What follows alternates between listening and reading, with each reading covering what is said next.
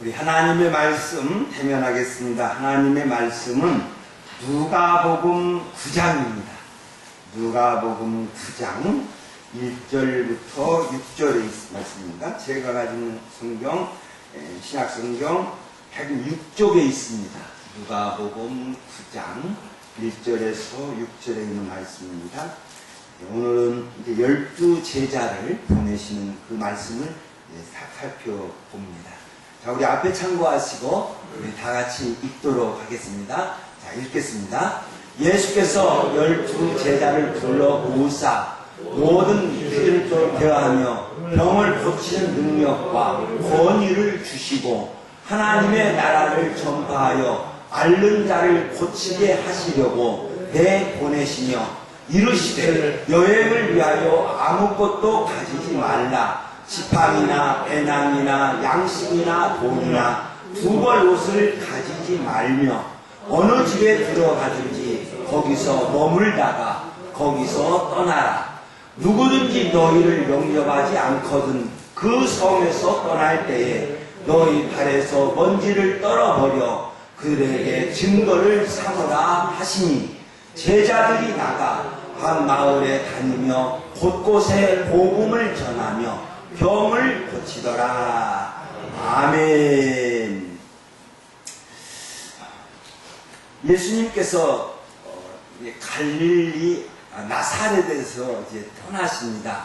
지난 시간까지는 나사렛에 관해서 3주 동안 말씀을 나누었는데 예수님께서 나사렛을 떠나서 마가복음에 있는 말씀에 보면 모든 촌을 두루 다니시며 가르치시더라 이렇게 말씀하고 있습니다.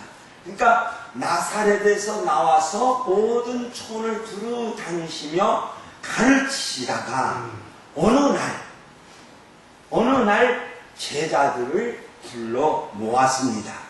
12제자를 불러 모으사 예수께서 12제자를 이제 파송하는 이 기사가 마태복음에도 있고 마가복음에도 있고 누가복음에도 다 있습니다. 공간복음서에 다 이제 있는데 그래서 저는 이제 오늘 누가가 기록한 말씀을 선택해서 12제자를 파송하는 것을 이제 말씀을 나누고자 합니다. 근데 예수님께서 제자들을 부르사 모든 귀신을 제어하며 병을 고치는 능력과 권위를 주시고 예수님께서 제자들에게 예수님과 같은 권능을 주셔요. 그래서 복음을 전하시면서 복음을 하나님의 나라를 전파하며 앓는 자를 고치게 하려고 능력을 주셔서 보내시는 것을 우리가 이제 말씀을 통하여 드리고 있습니다. 근데 아까도 말씀을 드렸습니다만 복음서 기자들이 12제자를 파송하는 일을 기록할 때 마가와 누가는 비슷한 맥락으로 말씀을 하고 있습니다. 그런데 마태는 달라요. 마태는 그게 제가 언젠가 말씀을 드렸죠. 마가복음은 이 강물이 막 쏜살같이 흐르는 골짜기에서 쏜살같이 흐르는 그런 화면하게 막 찰나찰나 이렇게 보여주고 있는데 우리가 마태복음은 그렇지가 않아요. 어느 한 곳에 계속 머물게 해요. 이게 6개가 있어요. 6개의 긴 설교가 마태복음에 기록이 되어져 있거든요. 그런데 이 마태는 이 예수님께서 12제자에게 권능을 주시는 그 장면을 하면서 긴 설교를 기록하고 있어요. 그것이 이제 마태복음 10장입니다. 그래서 이제 다음 주부터는 이 마태복음 10장을 가지고 말씀을 나누려고 하는데 오늘은 예수님께서 제자들에게 권능을 주셨어요. 자, 이 말씀 다시 한번 읽겠습니다. 시작. 예수께서 12제자를 불러 모으사 모든 귀신을 제어하며 병을 고치는 능력과 권위를 주시고 권능, 권위라고 하는 단어가 대단한 단어예요. 그냥 이게 일반적인 단어가 아니에요. 이게 저 권능이라고 하는 단어가 뭐냐고 하면 선택의 자유, 통치, 권력, 이걸 뜻하고 있거든요. 근데 저 선택의 자유라고 하는 자유가 있잖아요. 저 단어가, 예수님께서 이 권능을 주셨다는 이 말씀이 이제 사도들에게는 어떻게 나가고 있냐면, 베드로전서 2장 9절에서 왕 같은 제사장이 나와요. 그렇게 발전을 내고, 또한 바울 사도는 로마서에서 모든 것을 할 수 있다. 자유. 로마서 8장에서 자유. 예수님께서 요한복음 8장에서 다시 자유에 대해서 말씀을 하시는데, 그 자유를 말씀하고 있어요. 이것이 신약의 성도들이, 우리 장로교회까지 이것이 저 신앙이 그대로 계속되는데, 양심의 자유, 교회의 자유. 그러니까 교회가 있잖아요. 교회는 우리가 어떻게 하든 다른 교회가 우리를 닿지 못해. 교회의 자유예요. 양심의 자유. 내가 어떻게 하든 다른 사람이 나를 터치 못해. 그래서 저 권능이라고 하는 단어가 이 땅에서는 왕들에게 사용되었어요. 왕들에게. 그리고 영적인 의미로는 하나님에게 사용된 단어예요. 당시 왕들의 말은 곧 법이지요. 왕은 모든 것을 선택할 수 있는 자유가 있습니다. 신하를 선택할 수 있고 어떤 일을 결정할 수 있는 자유가 있어요. 그래서 하나님은 권능자라는 거예요. 하나님은 권능자여서 하나님은 선택의 자유가 있습니다. 예수님께서 때와 기한은 누구에게 있다고요? 때와 기한은 아버지의 권한에 두셨으니, 사도행전 1장 8절이죠. 때와 시기는 아버지께서 자기 권한에 두셨다. 그러니까 어느 때를 정하는 것은 아버지 마음, 하나님 마음이에요. 어느 때가, 어느 시기에 관해서 내가 이때 이 일을 해야 되겠다. 그것은 하나님의 마음이에요. 그래서 성경은 때가 참해, 이렇게 말씀하고 있습니다.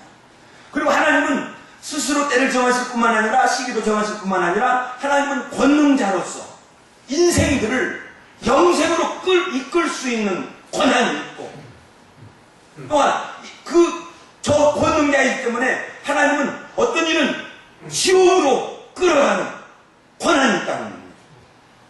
그래서 예수님께서 누가복음 12장 5절에서 읽겠습니다. 시작. 마땅히 두려워할 자를 너희에게 보이리니 곧 죽인 후에 지옥에 던져 넣는 권세 있는 그를 두려워하라. 그러니까 하나님은 인생을 죽인다는 거예요. 인생을 죽인 후에 어디까지 보내버리냐? 지옥에도 던져버린다는 거예요. 그러니까 하나님은 권능자라는 거예요. 그래서 하나님은 모든 것에서 선택의 자유가 있고, 또 하나님은 누구든지 당신의 마음대로 처할 수 있는 권한이 하나님에게 있습니다. 그래서 바울 사도가 그랬죠. 바울 사도가 인간을 질그릇으로 비유를 했습니다. 질그릇으로 비유해서, 토기장이가 진흙 한 덩어리를 가지고 귀하게 쓰는 그릇을 만들 수 있다. 또 토기장이가 진흙 한 덩이를 가지고 천히 쓰는 그릇을 만들 수 있다. 그거는 질그릇이 왜 나를 이렇게 만들었어? 따질 수 없다. 그래서 바로 여기서 바울 사도가 9장 18절에서 하나님의 권능을 말씀하시기를 읽겠습니다. 시작. 하나님께서 하고자 하시는 자를 긍휼히 여기고 하나님께서 하고자 하시는 자를 완악하게 마시느니라. 하나님 마시는 거예요. 하나님의 마음이 하나님의 뜻대로. 그리고 하나님의 권능자로서 하나님의 뜻대로 모든 것을 선택을 하는 겁니다. 그래서 에베소서 1장 5절 읽겠습니다. 시작. 그 기쁘신 뜻대로 우리를 예정하사 예수 그리스도로 말미암아 자기의 아들들이 되게 하셨으니, 하나님이 기뻐하시는, 하나님께서 기뻐하시는 사람을 택하셨어요. 예정하셨어요. 그리고 예수 그리스도로 말미암아 하나님의 아들로 삼으셨어요. 그러니까 사람 여러분, 저는 저 말씀을 보면서 우리가 항상 하나님 앞에 감사해야 할 것은 하나님께서 나를 뭘 보시고 하시는 거 아니에요. 하나님께서 나를 뭘 보시고 하시는 것이 아니라 하나님의 기쁘신 뜻대로 우리들에게 은혜도 주시고 사랑하여 주실 줄로 믿습니다. 그러므로 사랑하는 여러분 늘 감사하시기를 예수 이름으로 축원드립니다. 예수님도 예수님도 권능자이십니다. 예수님은 권능자여서 사탄을 이기는 권세를 가지셨죠. 권위와 능력으로 더러운 귀신을 명합니까? 나가는 거예요. 귀신에게 너 나가라! 명령하니까 이 귀신은 꼼짝없이 순종하는 거예요. 죄를 사하신 권세도 있다고 하셨습니다. 인자가 세상에서 죄를 사하는 권한을 권능이 있는 줄을 알게 하려 하는 거예요. 그래서 중풍병자를 고쳐주시는 거죠. 또한 이 예수님께도 심판하신 권세가 있죠. 인자가 세상에서 인자됨을 인하여 심판하는 권세를 주셨다는 거예요. 이게 심판하신 거예요. 더 나아가서 예수님께서 뭐라고 말씀하시냐면요. 나는 버릴 수도 있고 취할 수도 있고 누구의 억압에 의해서 내가 죽는 게 아니다. 나는 버릴 권세도 있다. 나는 다시 얻을 권세도 있다. 그리고 만민을 다스리는 거예요. 자, 읽겠습니다. 시작. 아버지께서 아들에게 주신 모든 자에게 영생을 주시려고 만민을 다스리는 권세를 아들에게 주셨습니다.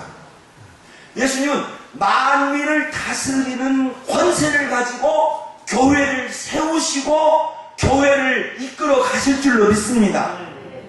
그러니까 이 권세가 있으므로 악한 것이 교회를 삼킬 수가 없는 거예요. 만민을 다스리는 권세가 있어요. 만민을 다스리는 권세로 교회를 세우시고 교회를 인도해 가시기 때문에 교회는 음부의 권세를 이기게 될 줄로 믿습니다.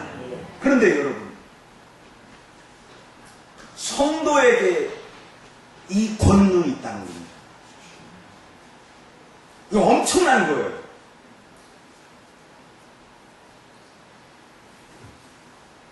무슨 일을 하라고 주셨느냐? 하나님의 나라를 전파하며 앓는 자를 고치게 하시려고 사도들에게 권능을 주셨어요. 그런데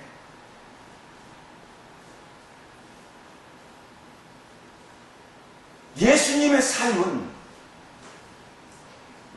정말 아주 극히 제한적인 삶을 사셨어요. 공생 기간에 자신을 위하여 살지 않으셨어요. 저런 권능이 있는데 자신을 위하여 사시지 않았습니다. 저런 권능이 있는데 민족을 위하여 사시지 않았습니다. 저런 권능이 있는데 국가를 위하여 사시지 않았습니다. 아주 제한적이었어요. 예수님께서 가지고 있는 그 능력을 다른 곳에 쓰시지 않고 오직 하나님의 나라를 위하여 사람 구원을 위하여 쓰셨다는 거예요. 그래서 성도의 삶도 마찬가지입니다. 예수님을 알게 된 성도는 이제 더 이상 나만을 위하여 사는 존재가 아닙니다.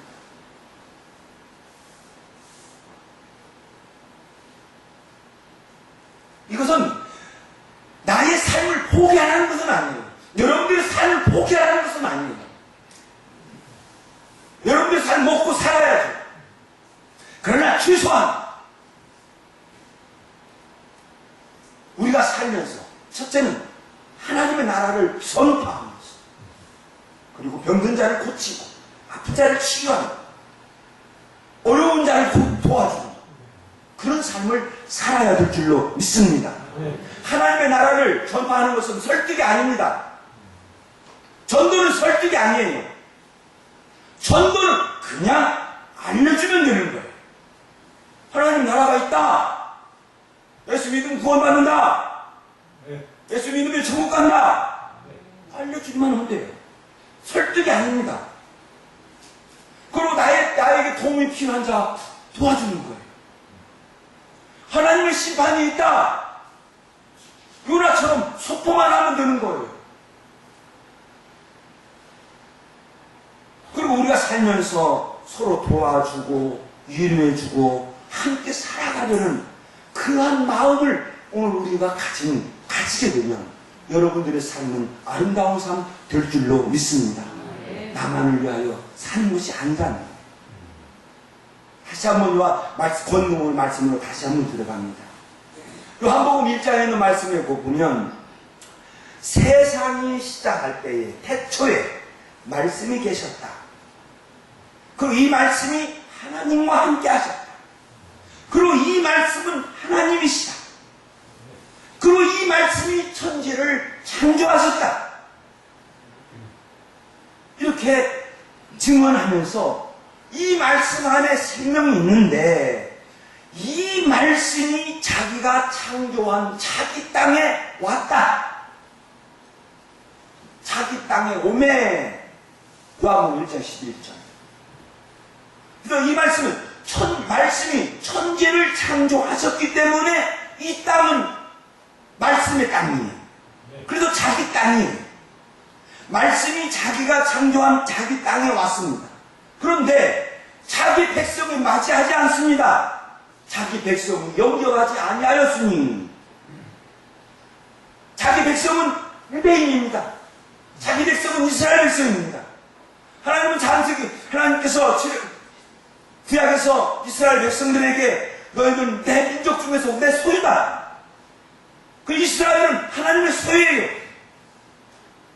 또 신명기 7장 1절의 말씀을 보면 너는 하나님의 여호와의 성민, 하나님께서 택한 너희들 거룩한 백성이다. 이스라엘 백성들이 자기 백성으로 삼았는데 자기 땅에 오니까 영접하지 않았다. 이렇게 증언하면서 12절에 가서 이렇게 선언하죠. 자, 읽겠습니다. 시작. 영접하는 자, 곧 그 이름을 믿는 자들에게는 하나님의 자녀가 되는 권세를 주셨으니. 권세입니다. 똑같은 저 권세예요. 예수님의 이름을 믿으면 하나님의 자녀가 됩니다. 믿으시면 아멘. 예수님을 믿으면 하나님의 자녀가 됩니다. 나는 예수님을 믿기 때문에 하나님의 자녀인 줄로 믿습니다. 그리고 하나님의 자녀가 되면 그 아들에게, 그 딸에게 권세를 주는 거예요. 아버지의 권세, 예수의 권세, 그 권세를 주시는 거예요. 예수님께서 그 오늘 본문 말씀에 제자들에게 주신 권능과 같은 거예요. 그럼 이 권능이 언제 나타나느냐? 성도들에게. 6절의 말씀에 보면 제자들이 나가 각 마을에 두루 다니며 복음을 전하며 병을 고치더라. 복음을 전할 때죠. 하나님의 나라를 선포할 때죠. 이건 성도의 사명이에요. 제가 힘들 때 말씀을 보는 몇 군데가 있어요. 힘들 때 말씀 보는데 특별히 사람 때문에 내가 고통받을 때면 이 말씀을 봅니다. 그 말씀이 어디냐고 하면 사도행전 20장입니다. 제가 지난주에 읽었습니다만 이 말씀을 읽으면 내가 무엇을 어떻게 해야 할까 하는 그 갈피를 잡을 수가 있습니다. 사도행전 20장에 있는 말씀에 보면 바울 사도가 빌레도에서 사람을 보내어서 에베소 교회의 장로들을 빌레도에 오게 합니다. 빌레도에 오게 합니다. 그리고 바울 사도가 그 에베소 교회의 장로들에게 이렇게 말하죠. 한번 읽겠습니다. 시작. 지금까지 내가 항상 여러분 가운데서 어떻게 행하였는지 여러분도 아는 바니. 여러분, 내가 어떻게 살았는지 아시지요? 이 말이에요. 저는 이 말씀을 항상 저 말씀을 보면서 지금 내가 여기서 어떻게 살아야 하는지, 어떻게 행해야 하는지를 제가 깨닫게 됩니다. 다른 사람이 나를 볼 때 어떨까? 에베소 교회 장로들이 바울 사도를 볼 때 어떨까? 오늘 우리가 우리 주변에 있는 사람들이 나를 보면서 어떨까? 그러면서 바울 사도는 자기에 관하여서 다시 한번 그 장로들에게, 에베소 교회 장로들에게 고백합니다. 자, 읽겠습니다. 시작. 곧 모든 검송과 눈물이며 유대인의 관계로 말미암아 당한 시험을 참고 주를 섬기는 것과, 이렇게 합니다. 겸손과 눈물로 시험을 참고 주를 섬겼다. 아, 바울 사도도 울었구나. 그럼 나도 울어야 울어야 되겠지. 나도 울 때가 있겠구나. 바울 사도도 울 때가 있었다. 아, 바울 사도가 겸손했구나. 항상 자기를 낮추었구나. 아, 나도 이렇게 지금 이 시간 나를 낮추어야지. 그리고 시험을 참았구나. 간계, 거짓, 속임, 그런 것들 있지만, 그것으로 인해서 내가 당하는 고통도 있지만, 사람들로 인해서 내가 당하는 고통도 있지만, 이 시간 내가 참아야 되겠구나. 내가 돈을 내거나 알을 내거나 내가 싸우지 않고 그거 주님 앞에 맡겨둬요. 그리고 지금 이 시간 주를 섬겨야 되겠구나. 모든 일에서 참고 주를 섬기는 자 되어야 할 것을 다짐하곤 합니다. 바울 사도는 이렇게 이야기합니다. 그리고 말하기를, 자, 다시 한번 읽겠습니다. 시작. 보라, 이제 나는 성령에 매여 예루살렘으로 가는데 거기서 무슨 일을 당하는지 알지 못하노라. 그렇습니다. 사랑 여러분 절대 혼자가 아닙니다. 성령에게 매여 성령과 나는 끈으로 뭉쳐져 버렸습니다. 결혼 한 몸입니다. 예수와 나는 연합했습니다. 나 혼자 아닙니다. 난 나 혼자가 아니다. 시작. 나는 나 혼자가 아니다. 세상 사람들은 혼자예요. 그러나 여러분 절대로 혼자 아닙니다. 성령에 매여 있습니다. 성령과 함께입니다. 성령과 함께 고난도 당하고 성령과 함께 영광도 취할 줄로 믿습니다. 예수와 함께 고난도 당하고 예수와 함께 영광을 취할 줄로 믿습니다. 그런데 바울 사도도 앞으로 될 일을 알지 못하고 거기서 무슨 일을 당하는지 알지 못하고 사도도 몰랐는데 우리가 어찌할 수 있겠습니까? 사랑 여러분, 오늘 이 세상 살아가는 날 동안 앞일 알려고 하지 마시고 앞일 우리는 모를 줄로 믿습니다.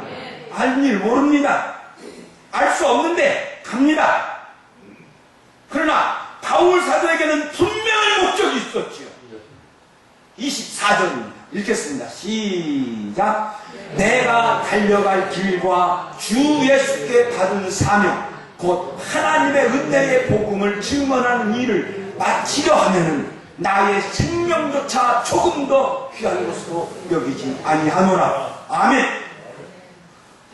내가 달려갈 길, 지금 내가 살아가는, 지금 나는 살아가고 있습니다. 그런데 여기에서 중요한 것은 뭐냐? 예수께 받은 사명이라는 겁니다. 바울 사도는 예수께 받은 그 사명을 마치려 할 때는 나는 내 생명도 귀하게 여기지 않냐. 예수의 사명보다도 자기의 생명보다 예수의 사명을 더 귀하게 여겼습니다. 사랑 여러분, 우리가 사는 것과 바울 사도가 사는 것은 다를 수 있습니다. 그러나 예수님이 주신 사명은 같을 줄로 믿습니다. 하나님의 나라를 선포하는 것, 복음을 증언하는 것. 그런데 이것이 내 입으로 전하는 것도 있지만 진정 중요한 것은 나의 삶입니다. 이걸 보여줘야 합니다. 여러분들은 여러분들의 삶 속에서 여러분들이 정말 예수 믿는 사람인 것을 보여줘야 돼요. 이게 안 돼, 아니면 안 돼. 나는 예수 믿습니다. 이렇게 고백해야 될 줄로 돼야 되지만 당신은 정말 예수 믿는 사람입니다. 이러한 증언이 여러분들에게 있어야 될 줄로 믿습니다. 여러분 증인이 있습니다.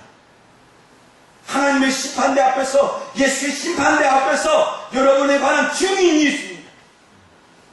당신은 정말 예수 믿는 사람이었습니다. 주님, 이 사람은 정말 예수 믿었습니다. 이런 말 들어야 돼요. 말은 행위에 의해서 증명됩니다. 천마디의 말보다도 귀한 것은 한 번의 행동입니다. 한 번의 나의 행동입니다. 예수 믿는 사람처럼 살아가는 것. 이것이 우리의 사명인 줄로 믿습니다. 이것이 우리 주님께서 바라시는 것. 나한테 바라시는 것은 큰 것이 아닙니다. 민영아, 오늘도 예수 믿는 사람처럼 살아가. 성도답게 살아가. 이것이 우리 예수님께서 바라시는 것.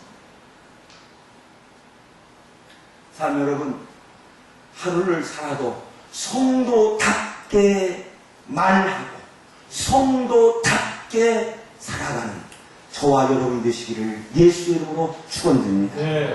그리고 그때 내가 성도가 되었을 때, 그때 주께서 나에게 주신 그 능력, 내가 예수 그리스도의 이름을 믿을 때 하나님이 주셨던 요한복음 1장 12절이 말씀처럼 그 권능, 그때 그 권능이 내 삶 속에서 드립니다. 그리고 고쳐질 것, 그리고 됩니다. 그리고 이루어집니다.